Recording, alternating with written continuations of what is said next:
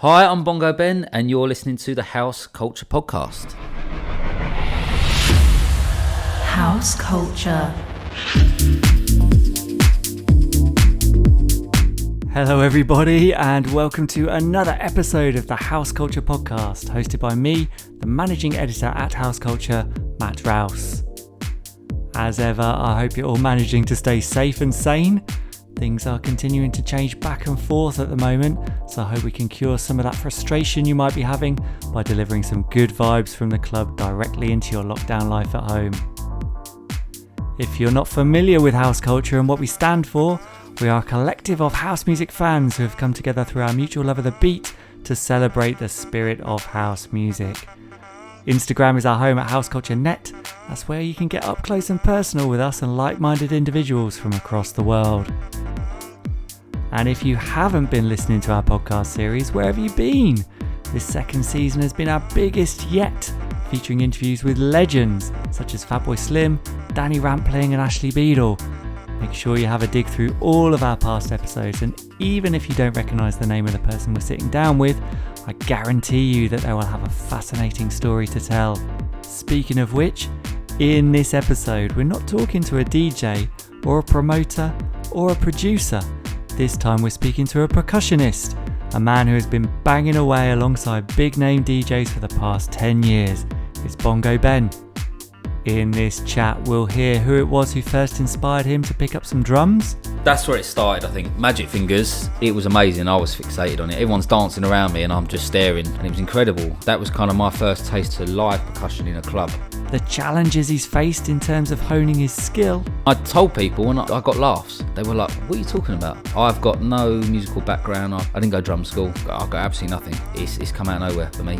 The places he's played and the people he's played alongside. And then before we knew it, it was me, MK and Idris playing in the toilets. That was my first gig at High as well. And it's only when you wake up next morning think, that was a moment. And just how special it can be conducting part of that collective euphoria we know as clubbing. You're playing and it's the first ever day party in Amnesia's 45-year history.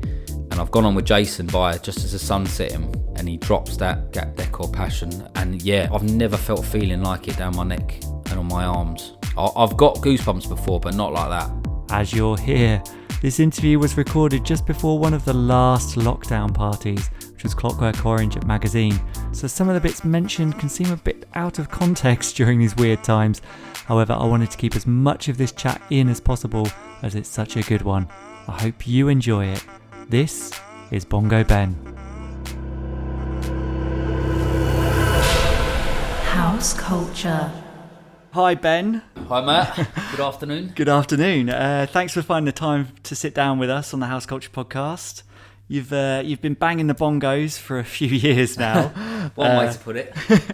Appearing at major events and festivals from the UK through to Ibiza. But what we want to try and do is understand, before you got started with any percussion, tell us about your relationship with dance music and the clubbing scene to begin with. So I always there was always a void left in me where I thought, I wish I'd been part of the 90s, which I'm sure anyone my age who's into their dance music now probably thinks the same. And I'd love to say that was part of the acid house scene, the warehouse scene, the birth of it all, and obviously I was not even close to being old enough. So I came into it when it was more the funky house days, and believe it or not, people would actually get dressed up for raves and going out, but you'd go out and you'd have a shirt on and you'd have a blazer and you'd get really smart, almost looking like the 60s again. We'd have like the skinny ties and the shirts and the winkle pickers, and but you'd be listening to funky house and then later on tech house, and yeah, it was a looking back now, it was a strange kind of combination. Yeah, definitely. But yeah, that all started probably the warehouse days. So Edmonton. So you had brands like Motherfunkers, Be Somebody, where they were booking people like Proc and Fitch. Barbara Tucker was doing like PAs. I mean, she still is now. Yeah. That kind of stuff. Soul Avengers. Paul Gardner was a legend at Warehouse, the resident. That kind of music was what I was kind of into. It wasn't obviously the first dance music I got into, but legally going out, it was the birth of that. So Yeah, this was about 2005, 2006. Yeah. So you had like Legends in Barking, you had Warehouse in Edmonton, you had Opium in Romford, you had Faces, which has got to be one of the longest clubs in Britain. It must be. That kind of era. And I just fell in love with it straight away. It was the vocals, it was the uplifting, and it was just everyone making an effort almost. The girls were glammed up, the guys were really, really smart, but you're listening to house music. Yeah. Which, like I said, now you wouldn't really put the two together. No, I mean, it was so, looking back at that era as well, the BPMs were really quite high. It's like quite fast to be dancing around in all your so you're Dolce and Gabbana and so it's really, really quick, and you've got about 3 layers on. Yeah. And you got your tie on. It's like almost now it's like a wedding. It's the end of the night wedding, and you're still trying to dance, and you won't take that blazer off because you won't see it again. And the girls won't take their heels off either. No. And they'll be limping for a week. But that was the era. I've always been a music man, but not percussion. I never even thought of that. Yeah.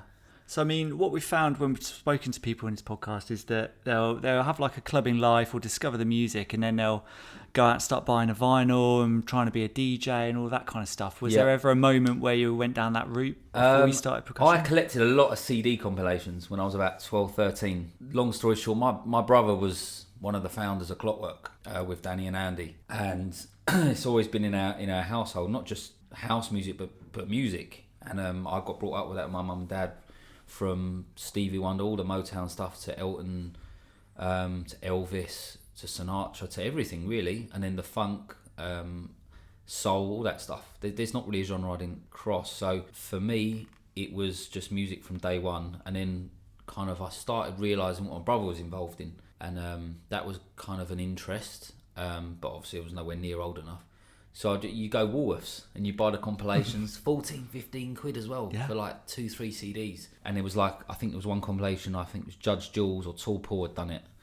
And them days it was trance. When I was like 13, it was trance. So I grew up on like Sandstorm, Darude, York on the Beach, Castles in the Sky, that kind of stuff. Yeah, now you're talking some BPMs on that as well. Oh, that's proper BPM, yeah. So I didn't really know any different. I thought that was clubbing music, and there wasn't really subgenres. Yeah. Obviously there was. And then you got like a couple of years later, there's more compilation. It started changing. I had like David Morales, Needing You, and things like that on it. And then you, as a like 14, 15-year-old, you start building up in your head, God, is this what it's like? Oh my God, I've got to go there one day. I have to. Yeah. And my brother tell me stories. He's like, there's 16 years difference between us. So for me, it was just like, where is this place? Where is this paradise that you keep talking about? I don't understand it. But even my dad would go to a Clockwork, bless him. Like, I think they'd done a party in 95. I've got a good photo at home, and there's like my dad, my brother, Danny, Andy, a few of the others, and it was like a VE special. So they're all in like British soldier uniform, but they got my dad to walk up and down the line for a Clockwork party, dressed as a German soldier, like in roll as well, just screaming at people like, get in line. He was about 50 then, but he had like a Tom Selleck moustache. Amazing. And he had his Ray-Bans on, so he looked like a proper German soldier. Yeah, only at Clockwork. Yeah, only at Clockwork. And so he's kind of always been in the family. Yeah, totally. So when that first clubbing experience you had when you're finally old enough to go to a club, do you know, was it the promised land? It was a first holiday, so it wasn't even Ibiza, it was Tenerife. Yeah. And again, I'd been listening to all the compilations and listening to the music, but you listen to it, but you never think you're going to go and see these people. You just think it's a name on a compilation on the back of a CD. Mm-hmm. And it was Judge Jules at Tramps in Tenerife in 2006, I think it was. And this is so embarrassing, but I really wanted an autograph. And then it was kind of the only thing you would do. You can get photos. Yeah. No one would take photos. No one had. You're lucky to not have an aerial on your phone. Like they were like, we haven't got a pen. I was like, please just sign something. I didn't even know Judge Jules was, to be honest. I just knew that he'd made the compilation I listened to 4 years earlier. And they let me go out of the club, and I found a shop where I bought a pen, came back, and got him to sign. I don't even know what it was. Must have been a flyer, and must have lost it by the time I got back to the hotel. Oh, man. Quite tragic, really, but there you go. Did you still have the pen? I don't have the pen. I don't have the flyer. The memories, that's all I got. But we ended up on the same flyer about 10 years later, ironically. It's incredible. It's incredible, the journey. So let's kind of talk about that, I suppose. So these clubbing experiences you were having, did you see any live percussionists or anything going on at these things? And that was the inspiration? That's where it started, I think. Magic Fingers, Martin is an absolute legend in Essex clubland and beyond. I mean, he's been playing since, blimey, he'd probably correct me on this, but I think 95, 96 he's been playing since. And he was the resident of Warehouse. And you go there on a Saturday night, and this was the afters. You go Opium, then you go Warehouse at 1 o'clock in the morning. And he'd be there with like Paul Gardner and the rest of them. And I'd never seen anything like it. It's live drums. He's got the biggest setup you've ever seen, all mic'd up. He's making it look easy. It looks like he's playing on chopsticks, which actually later on in life I did use chopsticks and it didn't work. So they weren't chopsticks, actually, what Magic was using. But anyway, they looked like it. And it was amazing. I was fixated on it. Everyone's dancing around me and I'm just, one of them moments where you're just staring and you just like, how are you in so time with the music? Yeah. And it was incredible. And that was kind of my first taste to live percussion in a club. Yeah. And again, this was 2006, 2007. I was only 18. And it was incredible, absolutely incredible. And then I told my brother, and he hadn't heard of Magic because it's a different generation to that. He was before Magic. But he went, well, have a look at these guys. And so there was two. One of them was Pav. Yeah. Pav was resident of Manumission and Head Candy and Radio 1 as well. He'd done the live video with Roger Sanchez and Danny Ramplim at Mambo, 2001. Never forget that video. I've watched it over and over and over, and it was incredible. And I started messaging Pav, and was like, I really love what you're doing, blah blah blah. This is what I do, and he was really like welcoming and stuff. I'll get onto this later, but basically the first meet I had with Pav was in Ibiza, and that was that. And then the other person was Shovell. Yeah. And Shovell for me is still the king, and I've never met Shovell. Have you not? Not to this day. No way. Not to this day. I've never met him. And obviously for people that don't know, he was M People's percussionist, among other things, as well as Defected and Glitterbox. Yeah. And again, I found this video of him playing in Goa for Defected with Simon Dunmore in 2008, and I was just fixated on this set of what he was doing. And that was it for me. And I can still, in my head, remember what he does and plays. I've watched it that many times. So between the three of them, from Magic being live to Shovell and Pav just watching continuously on YouTube, that was it for me. It was kind of the next step. No what way. I wanted to do. And I told people, and I got laughs. Naturally, they were like, what are you talking about? You got no musical background. And I haven't. I've got no musical background. I've got... I didn't go drum school. Yeah. I've got no grades. I've got absolutely nothing. It's come out of nowhere for me. Yeah. So yeah, it was. I saw something and I wanted to do it. Yeah. And if you want to do something that bad, it's not a chore to learn it. No. It's a passion, and if you're that fixated on it, you will pick it up eventually. Yeah, it's kind of meant to be in that way, I suppose. If it's like, you've had none of this schooling or this education, it's just a feeling that you go with and you get good at it. Yeah, I mean, that doesn't mean anyone who's gone to drum school is not doing it properly. I mean, I've got friends who've done it and they're unbelievable, and they've learnt for years and years, and they're incredible drummers. I'm not a drummer. I've never really have been, but for percussion, and especially African percussion and using my hands, I found a passion immediately, and that was it. And it connected, and I've never kind of stopped doing it.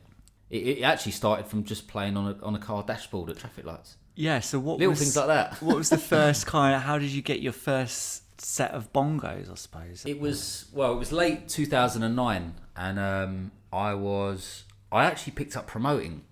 And I was doing promoting because I needed a bit more cash. And there was, Facebook had only been around about 2 years. And there was people actually advertising it, saying like, anyone who's sociable or goes out and stuff, do you want to earn a few more quid, get in touch. I was like, I know a few people from living in London, and then I moved to Essex, and I got a lot of group of mates, different groups. I said, well, I'm sure they'll come down. I said, I'll do it. What have I got to do? He said, literally come down. This was like Sugar Hut in Brentwood. And that had only been open a few years.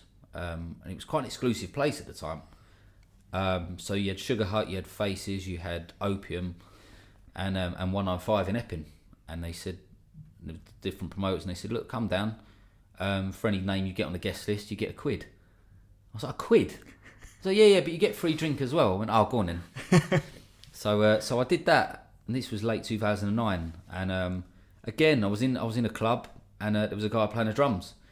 This time he actually, I'd known him from Upminster, and he'd been playing probably about 6 months or so. And my wife had gone to school with him, and I said, look, I'd love to have a go. His name was James. I'd love to have a go. He went, I'll tell you what, you can play with me like next gig. I went, all right, brilliant. So the promoter who had booked me to be a promoter, he said, well, I heard you're doing drums now. I'll give you a gig in March. I went, brilliant. So me and another friend who was into it, we bought a pair of £50 bongos offline. I don't know what make they were, I don't know what state they were in, but we bought them. And he had a little shed at the bottom of his garden, and we just go there on a Tuesday or Wednesday night and just play. Yeah. Blast out the CDs that we'd been given in the car park the week before, blare them out and just smash them to bits. Yeah. I couldn't tell you to this day where we were in time or how we connected with it. I don't know what happened. But the moment I hit it, that was it. I was like, yeah, I'm on this. Yeah. I want to know what I want to do. Cameron, he'll forgive me if he ever listens to this. He liked it, but I don't know if he picked it up as well. Listen, if your passion ain't in it, it's not in it. Yeah.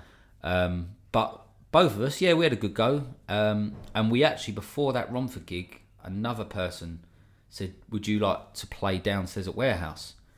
And that would have been, ironically, next week, 10 years. Wow. Decade next 10th week. anniversary this year. And all I remember is it was Be Somebody in the main room, and Magic would have been up there as well in the main room. And me and my friend Cameron, we done it for this sub promoter downstairs, and there was about 4 people, and I was nervous to them whole 4 people. Yeah. Well, I mean, I think sometimes in an emptier room, it's almost more nerve-wracking. It really is. Yeah. It really is. I don't know why. Yeah. I can't explain that. I guess you can get eye contact with every person in the room. Yeah. Almost. And then it seems like they're really more interested in what you're doing rather than just being a throng. Yeah, basically. Yeah. Yeah, it's almost like they are there just for you rather than a massive crowd and they're standing there because they can't get out of the crowd. I mean, how do you think you did that night? Probably terrible. I wish that we had phones in them days to just film it all, but we didn't. You'd be saying the opposite if they did have phones then, probably. It would get deleted. Ironically, Cameron actually does have some video footage of me playing in his shed, which to this day I'm sure he's still got somewhere in the archives. I've asked him for it, but I've not seen it yet. But I do remember him filming it, so who knows, one day it might come out. Yeah, I'd find out. I know it's terrible. But yeah, that was it. So March 2010 was the first gig, and then I think it was about 3 weeks later was the Opium gig, which was the first paid gig, and it was Proc and Fitch actually headlining. And so James, who's a resident percussionist there, who'd offer me the gig with him, kind of I warmed up for him, and then he went on with the headliner. And yeah, and I got my £50 that night, and I was absolutely buzzing. I must have played for about 4 hours. Yeah. Bruises on my hand. Yeah, it's quite intense, I'd imagine. Yeah, it was. Again, you just learn. I didn't know what I was doing, to be honest with you. But you have to jump in at the deep end. Yeah. Just to see my name on a flyer was kind of oh my God, wow, my name's on something. Yeah. And I wasn't Bongo Ben either. It was my full name. Not Benjamin Ben, but it was my full name. Yeah. Because that name wasn't even around then. Well, now it's your stage name. Yeah, and I didn't come up with that. Ironically, I genuinely didn't come up with that. No way. No, it kind of just, people were like, "What do you do?" I play bongos. What's your name? Ben. Bongo Ben. Okay. Well, yeah. Well, I guess that's catchy. Bang. That'll do. And then that was it. But yeah, the Bongo Ben name didn't come around until about 2012. Mm-hmm. Yeah, good 2-3 years into it. Yeah. So yeah, that's not me. I can't take the responsibility for that one. No. But it worked. Yeah. It did work. So where was the point where you thought, actually, I'm kind of winging this in a way. I need some extra schooling. You mentioned your idols there, so to speak. What was that like the next step? So I never I never met Magic properly or had a good conversation with him until I was probably 5-6 years in. Shovell, as I mentioned, I'd never even met him to this day. Pav, I met on my first ever Ibiza trip, which was quite fitting, really. So he was playing in a bar in the West End, which for the life of me, I've completely forgotten. It's now not open. I actually got talking to his son, Cammy, who's now a percussionist as well up north. They're from Leeds. So Cammy was playing. No, he wasn't playing. Pav was playing. He might be warming up. But I was speaking to Cammy and he said, "Come down, Pav's playing. I know you want to meet him and everything." And I went down there, and that was that. And then I got introduced to Pav, and there's a photo of me on my phone somewhere, and I've treasured that photo because it was like, I can't believe I'm meeting Pav. It's one of them moments. Yeah. So you'd already idolised him through those videos. Yeah. You imagine like watching someone for so long on YouTube, all these different videos. He's done Radio 1, he's done everything. Manumission, the biggest night in dance music ever. Yeah. And then all of a sudden you're meeting him in quite an intimate atmosphere. There's only about 200 people there. And I had a chat with him and everything like that, and he gave me a little bit of advice. He always said to me, if you ever want to make it, don't go to the afters. I'll always remember what he said. Yeah, that is good advice. Not that I've ever taken that advice, but it was good advice, and stayed in touch with him. And I'd always message him and see where he's playing, everything like that. And 9 years on, I'm now getting messages from him saying, "I'm watching where you're playing. That amazing. Keep going." And to then have it reversed, it's a bizarre feeling. It's amazing for him to say, like, I'm glad you're keeping like the percussion in dance music alive. It's amazing where you played. I saw you do this, and to get that message back is quite a feeling. Well, it shows you're doing the right thing. Is you're playing to your talent totally. So on that first Ibiza trip, had you gone out there specifically to try and find work as Bongo Ben or Benjamin or not Benjamin? So again, it was still just Ben Hallman. Yeah. But I was. So it was a lads trip. It was a lads Ibiza trip. And believe it or not, I'd never been to Ibiza. It took me till I was 21 to go, which is quite shameful, really, considering what I now do. But I went with, there was about 10 of us on a boys' trip, and a promoter I knew that I'd been playing with in Essex and London, Too Damn Glam, Dyson. So Dyson's from Southend, so we've been doing a few clubs there, and we'd also done Pasha in London, which back in about 2011 was the place. Yeah. Right on Victoria Station, such a good venue, and play with them guys quite a lot. And he said, look, we do IB for every year. We do a couple of beach clubs. There was a club called Delano's Beach Club, which I couldn't even tell you what it is now. It might be Nassau, or it might be along that strip. It's one of them. Yeah. He had that. He had something else, and he had space. And he had space on the Carl Cox Revolution Tuesdays. He had the Red Box. And I was like, Dyson, there's got to be a way of me playing this, surely. He went, yeah, of course, yeah. I'm thinking, no. There has to be a way of me actually playing this. Don't fog me off. And I took my bongos out there, and I went with a friend of mine as well, CJ, who plays saxophone. And we rolled up to Bora Bora and Jet Apartments the first day we were there. And we were like, let's just ask them. And this is, back then, I don't really know what it's like now. I've not been there for years, Jet. But it was rocking. Yeah. It was Essex takeover, and Liverpool takeover, and it was absolutely booming. And we rolled up to the DJ and we went, "Can we set up?" He was like, "What do you do?" He said, "Sax and percussion." He went, "Okay." So we set up and we just started playing. And he was like, "Oh, okay, yeah, I get this now. I get this." And it erupted, and it was unbelievable. And the manager was there at Jet, and he said afterwards, "Can you come back? Can you come back tomorrow? How long are you here for?" We said, "Oh, well, it's our first day. We're here for 5 days. You can come back tomorrow, and you can have drinks all day." All right, cool. Did it again. Did it again the day after. Did it again the day after. Wow. And it was our last night, and it was the Red Box, Too Damn Glam. And Dyson broke the news to us at about 8 o'clock in the evening and went, "Guys, I'll be honest, I've not told Space that we have musicians, and I don't think there's any room." I was like, "And you're telling us this now?" He went, yeah, but I reckon we can find a way. I went, "We're in the Red Box, aren't we?" He said, "Yeah." I went, "There's a stage."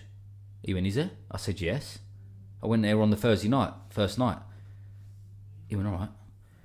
So me, CJ, Dyson, someone else met in the car park, which is obviously now high, and it was almost like we went through the kitchen. If you ever see something from Goodfellas... Yes, I know exactly. Yeah, exactly where they're going through the went. kitchen, Yeah.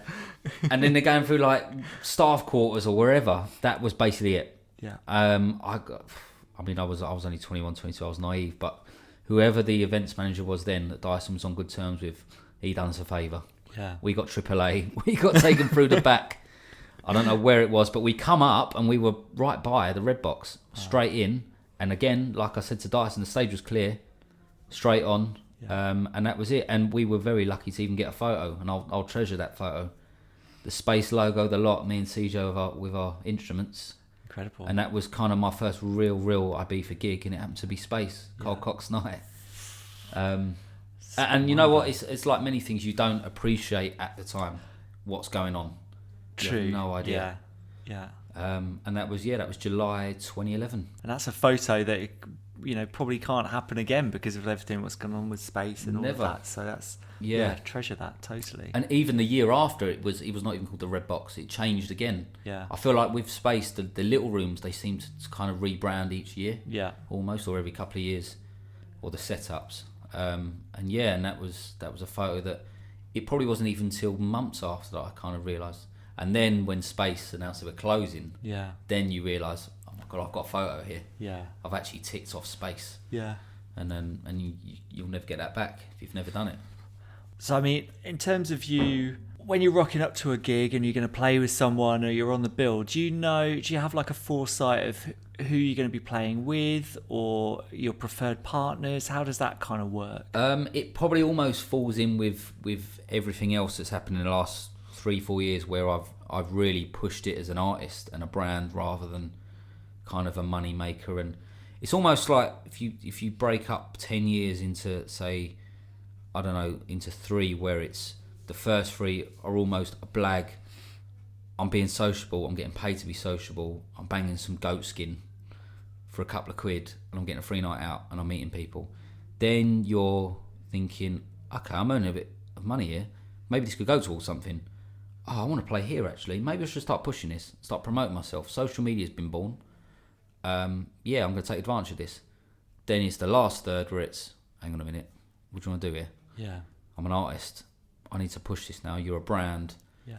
You've got a serious following that's been built up, right place, right time almost, but as well as absolute hard graft. You're in with the right people, you know the lane you want to go in. And so that kind of question falls in with the last third, where you've played with so many people that you know what people's sounds are, you know when they're going to play, and you just know people that you're going to jam with now. And where I've got various residencies, I know who I play with now. There's only specifics I play with: Clockwork, The Work, Lovejuice, La Fiesta, Hotbed, that kind of stuff, where you just know where people work with you. There's DJs that love playing musicians. There's DJs that will just appreciate what you do and they'll work with you. And there's just DJs that just don't feel like they want to work with musicians. So it all comes with experience, and you know who you work with and who you don't. And if there's a random gig that I've not been on before, I'll always go out my way to speak to someone and kind of just speak to them and just brief what the set would be like and if they're up for it. And it's down to the promoter as well. If they want you on if they've booked me as an individual, usually they're going to want you on the main set, so you know you're going to play with. And it's that set hour or that set 2 hours, and it gives you a bit of planning almost to do. I mean, do you have any top line conversations with DJs or promoters? Do you have any specific ones in terms of a DJ saying, I'm going to play this track or whatever? Or is it just like you're constantly vibing off what they're doing and the crowd are doing? Yeah, it's very, very rare that a DJ will say to me specifically, I'm going to play this track. But if they do, it's because they're doing it for me, which is really nice. Yeah. People like Andy Manston with Clockwork, he'll say where tracks have worked in the past, especially in Ibiza, he'll say, and I've posted videos, he'll say, right, I'm going to play that track again near the end, or I'm going to open with this. So you get like a very vague idea, but other than that, again, it comes down to the people you play with. If there's people like Jason Byer, I could tell you what he's going to play because it's regular. Whereas obviously people that go to see him, it's new to them. But for me, I know what he plays now, and I know what to vibe, and I know what to play with.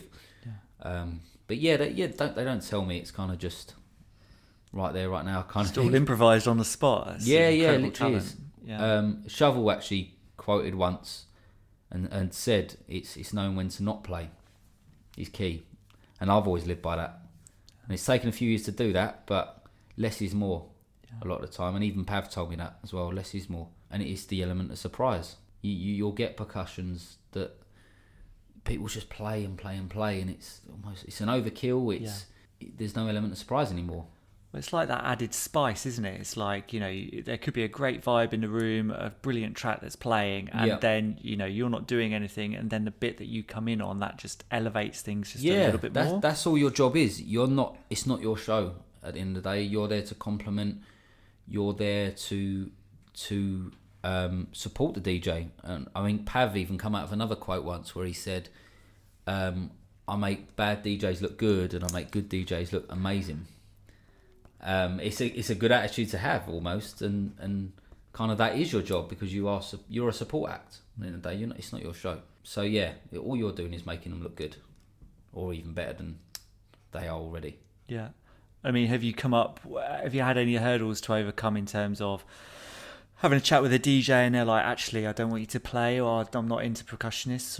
You'll get that. I've not so much had that past few years, to be honest. With like things like Clockwork, where you'll get people like Morales and Sanchez, who, I mean, I don't even ask.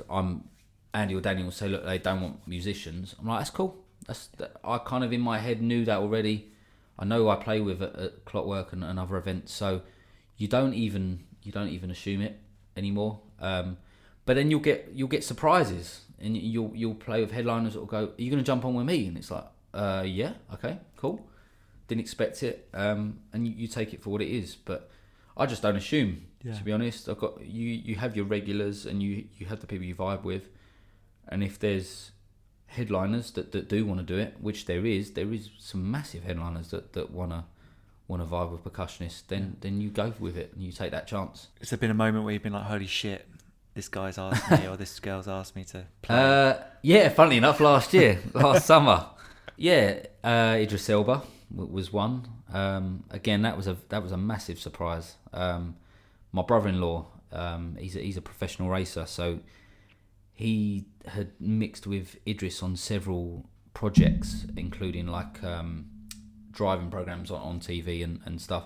He got to know him quite well, and he happened to just message him and say, look, my brother-in-law's playing at High tonight. He's in the other room in the toilets, but he's going to come say hello. So I went in there, and I just said, like, introduced myself and stuff like that, and he said, he was like, Benji, gave me a hug. I mean, Benji, no one's calls me Benji. My dad called me Benji. He just calls you Benji. He calls me Benji. I don't know where that come from, but that'll do. And he come over and he gave me a hug, and he went, you got your stuff with you? I said, yeah, I'm playing in the toilets. He said, no, come and play with me, it's fine. I was like, what? He went, yeah, just play with me, it's fine. I was like, So I went and got my stuff, and I said, I hadn't even played with Jason at this point. I said, Jason, I'm really sorry, mate. I'm going to have to unplug at the moment. I'm going to come back later. He was like, what? I went, no, he's asked me to play in the club room with him. He's on for 2 hours. I'll be back at 4. He went, go on, get out of here. Go on. He was obviously joking, but he was like, yeah, go on. So I grabbed my stuff. I just went in there, and I didn't ask any questions. Gave it to the sound guy. The sound guy was like, what are you giving me? I was like, mate, just plug it in, please. I don't care where it goes. Just make it work. We plugged in, and that was it. And it was amazing. I couldn't have asked any better for that. It was incredible. And after that, he said, are you going back into the toilets? I said, yeah, I've got to go and continue. He went, I'll come with you. And MK was with him at the time. And then before we knew it, it was me, MK, and Idris playing in the toilets. It was bizarre. And again, it's one of them where you just crack on, and I'll forget who I'm playing with. I'm just in the zone. It's a track come on, and you just play like you do. You don't overkill. You just And it's only when you wake up next morning and think, what was that last night? Look at your phone, all the media, and that was a moment. That was my first gig at High as well. So I mean, I was You've got to nervous top enough. that. Yeah, I mean, I was there pretty much every Friday after that because I was living on the island last summer. But that was a some opener. So yeah, I actually. So then what I would do, I would message Idris's tour manager every Friday morning and say, would he be up for it tonight? And always get a message back, which was nice, and say, yeah, he's game. And I'd play with Idris for 2 hours in the club room, and then Jason in the toilets for 2 hours. So yeah, that was Friday nights last summer at High. Incredible, to be honest. Absolutely incredible.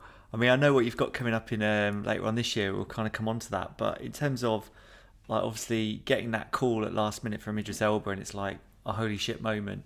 Is there anyone who you haven't played with that you'd love to? Obviously, you mentioned like Roger Sanchez, but you know maybe they don't like percussionists. But I actually had a good conversation with Todd Terry last summer.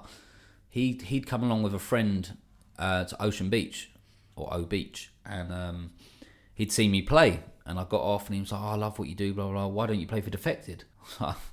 You've got Simon's number, not me, kind of thing. It's at the end of the day, it's the brand I'd love to play for that I haven't ticked off. But I was like, look, Todd, I'd love to jam with you, like if you appreciate that kind of thing. And he was like, yeah, of course. And it's actually this Saturday, so 7th of March, Magazine is going to be the first time that me and Todd are on the same lineup, on the same stage. With Clock Stop we were, but obviously different stages. So you never know. I might be playing with Todd this Saturday. You never know. He's quite an opening guy. He's very welcoming, and he likes to kind of get involved in various things. So you never know. You never know with Todd. Even Roger's a really friendly guy, and he's quite open. So it all depends really. A lot of the time, it's actually the agents that kind of just answer for him, and they kind of just assume, oh, he ain't gonna want to play with a guy smashing drums to bits. Where it's not really my style anyway. So. Yeah, you never know. You never know what will happen. But Todd, I'd love to play with. My ultimate DJ, who I've said to you before, DJ Harvey. To play with Harvey would be quite something. Yeah. Whether that's poolside at Pikes or some underground club in Tokyo, who knows? I don't know. But that would be quite something. He started off as a drummer. He's got quite a good record collection, I hear. Yeah, just a little bit.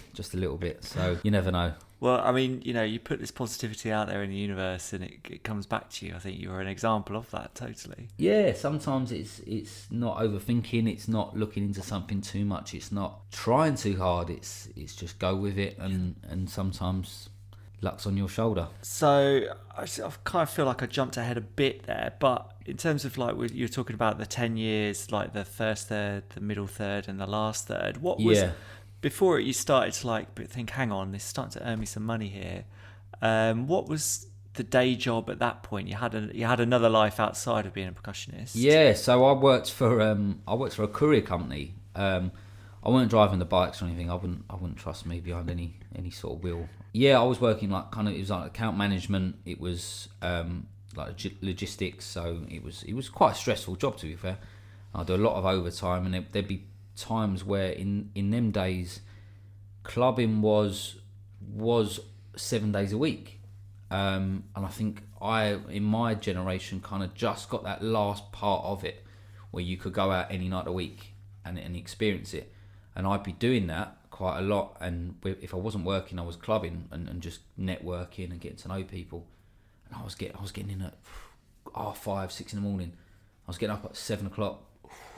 And it was really hard, but you in your 20s, and looking back now, actually it probably wasn't that difficult.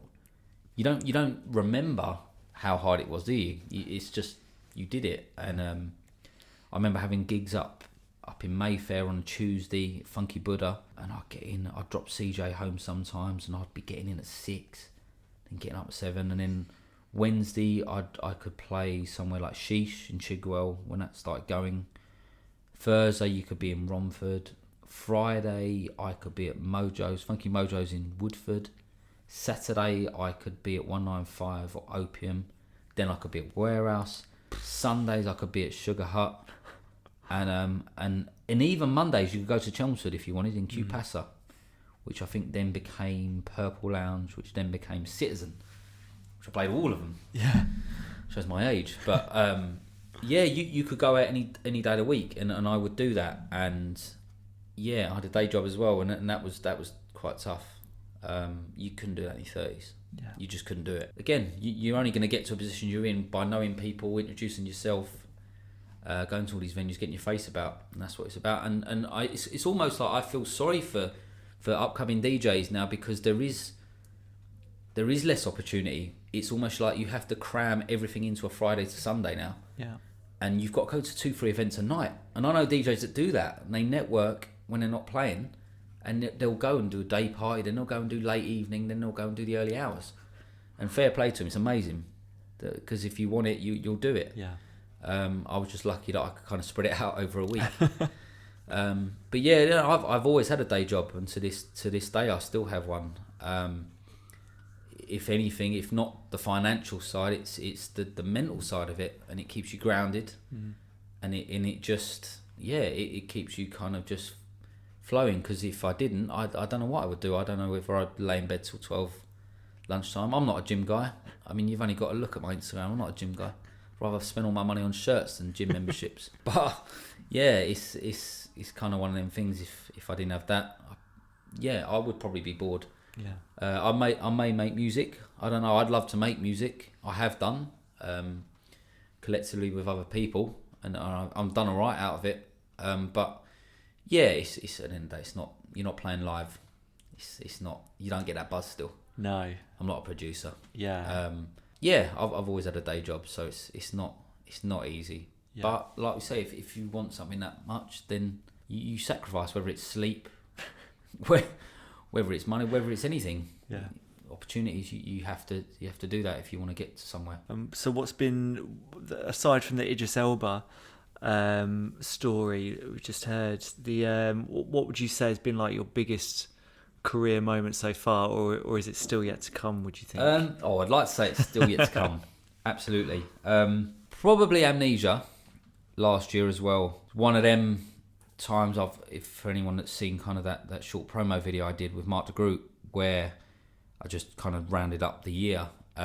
It was one of them moments where you're playing and it's the first ever day party in Amnesia's 45-year history, and Clockwork have taken over from 3-4 o'clock in the afternoon on the terrace, and I've gone on with Jason by just as the sun's setting, and he drops that Gap Decor passion. And for me, when Jason says to you, I've played more times here than Space. No, bearing in mind he's known as a Space resident, he's played more times in Amnesia. It's like 260 times or something ridiculous. And he looks at you and shows you his goosebumps on his arm. Bearing in mind he's done it that many times. You're like, yeah, this could actually be an experience here.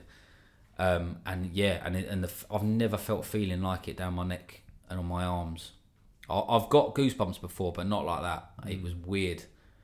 And you've 5,500 people. I'm getting it now. I'm getting it as well.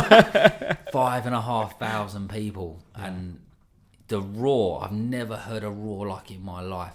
And I stopped playing, and I just looked at Jason, and just this grin. I didn't know where to look, and I looked at my mate in the crowd, and he had tears in his eyes. I don't know whether it's because he'd been up for 4 days, or whether he was just enjoying it, but it was surreal. And just track after track, where he's dropping like Black Legend. Yeah. And then after that, what was after that? It was before that. Graham Park went on, and he dropped Big Love. And my God, I've never seen a reaction in Clubland like that in my entire life. I think it was after. And I've got it on my phone. I've posted in the Clockwork group a few times. I've never seen a crowd reaction like that in my life. Yeah. Never seen energy like that in my life. And people say, if anyone ever says to you, you're too old to be out, that video right there is the definition of why that is not true. Incredible. Yeah. Because you will not get youths dancing like that. No. Or the energy. Yeah. Don't care what you're on or what you're doing, you ain't doing that energy. And it was incredible. And for me, actually, hand on my heart, that was the best set for me at Amnesia Graham Park. That was absolutely incredible. But all of them, it was for me, that was probably collectively the best club night I've ever had in my career so far. Yeah. But for me, for that abroad, that was the best.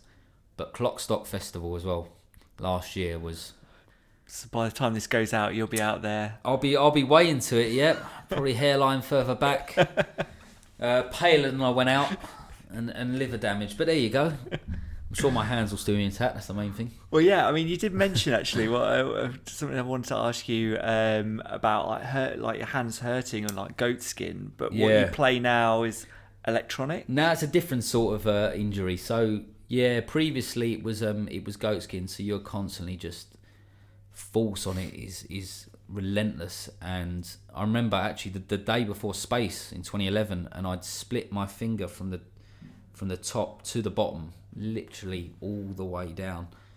And we had vodka in the room, and I poured vodka into it. Bright thing to do at 21 years old, but there you go. It worked. I wrapped it up and I carried on. That was one of the worst injuries I've ever had, where it literally split the finger open. But you always get black nails and bruises and calluses and all that stuff. Now, where it's electric, where there's certain pads which are a lot smaller, so you can't hit it with your hand. You have to actually use your fingers. You be a bit more precise. You actually damage your fingers more. And especially with things like We Are Festival, you get black nails. Yeah. You literally get black nails the day after. The first We Are Festival was a good 7-8 hour set. Yeah. I mean, I did have toilet breaks, but that was intense. Yeah. And my fingers were a mess. All of it. All my whole hand, wrists, yeah, arms. I'd wake up sometimes with severe pains in my elbows. Would have been in the same position. But yeah, it's all part and parcel, isn't it? Yeah. No matter what you do, you're always going to get something. So, but I've probably been quite lucky. Mine's quite soft, considering. You want to get those chopsticks on there? Yeah. No, I broke them as well. I actually broke them on goat skin. I did that one night in Romford once. Yeah. And I must have hit it such at the wrong angle, and it split in half. And I had to continue the evening with one drum. Didn't really have the same effect, but one sound. But there you go. That's what the electric's for now. Absolutely. And so what would... just want to kind of pick up on what your thoughts for the future are in terms of being part of that world of these live percussionists or live music alongside DJs. Yep. Do you think that's going to become more prevalent? And what's your kind of view in terms of where's the perfect place that you want to end up in 10, 15 years' time? I think with musicians, do you know what? It's probably actually not as popular now in certain aspects. So I almost want to, I'm probably wrong, but for me, I would like to say that Head Candy was one of the brands that was responsible for that kind of concept. And they brought Pav in and they brought Laura in and they played together a lot. And it worked really well. But it was the vocal and the funky house kind of stuff, where now it's kind of, some parties are tech house and there are a lot less vocal, and DJs just want to play their set and then they don't want interruptions. And me and Laura have actually had chats about this before as well, where unfortunately, and I'm sure it is with DJs as well, you are going to get tarred with the same brush sometimes, where, believe it or not, saxophonists and percussionists in the dance world are varied. There is a massive difference between me and the next person, and then them and the next person. But unfortunately, DJs will only have to have one experience where it didn't go according to plan and it's almost shut down. I'm not playing with a percussionist, I'm not playing with a sax player. Where you are almost on a constant uphill battle. Where I feel like I am a lot of the time, where Laura is as well. It saturates the market, for instance, where someone can just say, I'm going to buy a pair, I'm going to play for a few quid. Yeah. And then you get someone else to be like, this is my passion, I'm trying to make music, I'm trying to play, I know when to not play, blah, blah, blah. But unfortunately, you will get labelled with the same title. And that's the challenge we will have. And it's almost lucky that we're in the position we are now, where we've made a little bit of a name for ourselves. Well, Laura more than me, but you've made a name for yourself that you can build on that, whereas you're not coming to the game now. For anyone coming to the game now, I feel like my advice would only just be a bit original. Don't just play for the sake of it. Know your angle and know your market and know where you want to play, because there's percussionists that will play across the board to different genres. there'll be percussionists that will specialise in corporates. There'll be percussionists that will only play acoustic. And for me, and I know my angle. I'm sure Laura knows her angle. And that's all I would say is just find your angle and your lane and stay in it. For me, in the next 10, 15 years, good question. I mean, after time, I don't know what I'm doing a year later, let alone a decade later. But where I am now and what I'm trying to build on as a brand and as an artist, there's little goals, personal goals you would have that I'm sure all DJs have as well. Is for me, like, I'd love to play in every continent. I'd love to tick every continent. I mean, it could be anywhere for me. I'm not picky. I just like to tick off every continent. I've got halfway now, so I've not got the dangerous ones out of the way yet. I was going to say, what have you got left? South America, Africa, and Australasia. So, I mean, don't rule me out for Antarctica. But I've got the top 3 ticked off: Asia, North America, and Europe. So we're halfway there. But little goals like that for me. There's certain cities I'd like to do. There's certain brands I'd like to play for still. Not mention any names, Mr. Dunmore. But you know, it's the scene's changing constantly, and if it's meant to be, it's meant to be. And you'll play with artists that will work, and if it's not the right place and the right time, it won't work. But the brands I'm playing with now and the residencies that I hold with the brands, they're leading the market, and there's absolutely no reason why I need to go anywhere else. And I'm more than grateful of playing it, and I'm very lucky as well. I'm across the board where I've got Lovejuice and I've got Clockwork. It's such a different age group and such a different market and generation, and I'm bang in the middle of it at the moment. I'm 16 years between the two. Well, the average age between the two, and I'm really fortunate with that. And it's a different type of music. It's a different crowd whatsoever, different venues, different music, and different dates so they don't clash. And it's perfect. So I'm grateful where I am at the moment. But for me, it's kind of just I don't plan too far ahead, and it's just kind of, if the moment's there, I'll take it. Bang. Right, gonna do the tracks. Let's do the tracks. So I know we've had a load of back and forth on this, and you had to it's difficult. Just fire off the message and be like, it's done, they're picked. I know, I had to send it because I would have just kept changing it. I've written them down. Yeah, I'm glad you did. Cool. So we always kick off. This is obviously for the 5 tunes, different themes for our Spotify playlist, the perfect playlist that we have. Yeah. Everyone's added to it.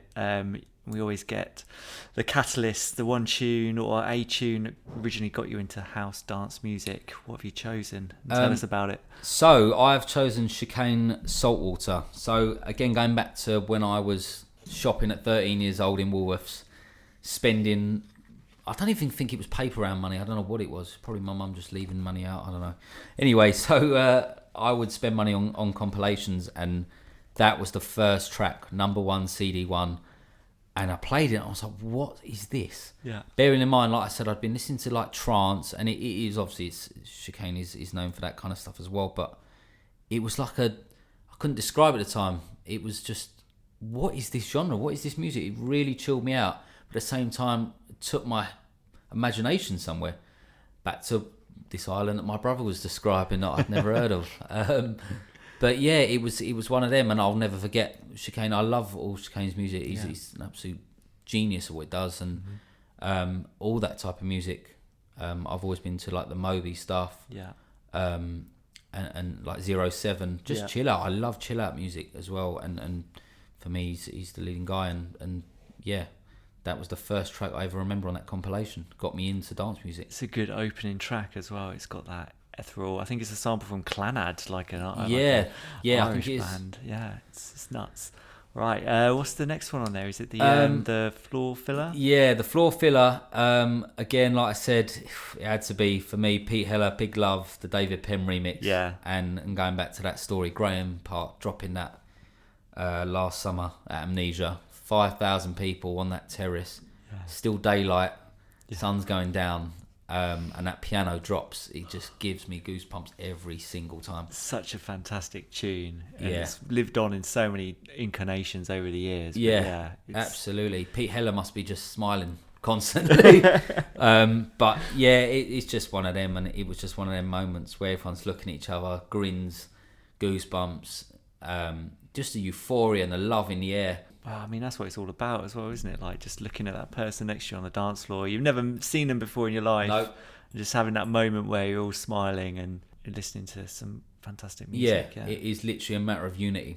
That track is the definition of unity on a dance floor for me. What's the next one? Is it Sunsetter? The Sunsetter. So for me, the only person I actually know that's dropped this on a sunset, again, is Mr. Dunmore. He done it at Mambo, but I wasn't there to hear that. I only saw the track list. I got into this track watching... what is that film? Straight Outta Compton. So Dr. Dre plays this sample, Marvin Gaye, I Want You.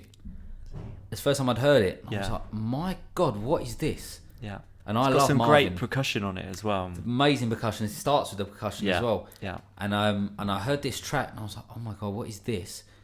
Then realising John Morales had made a remix of it, which Dunmore played, and I just fell in love with the track. Simple as that. And the vocals, the length of the track, there ain't no rush in that track.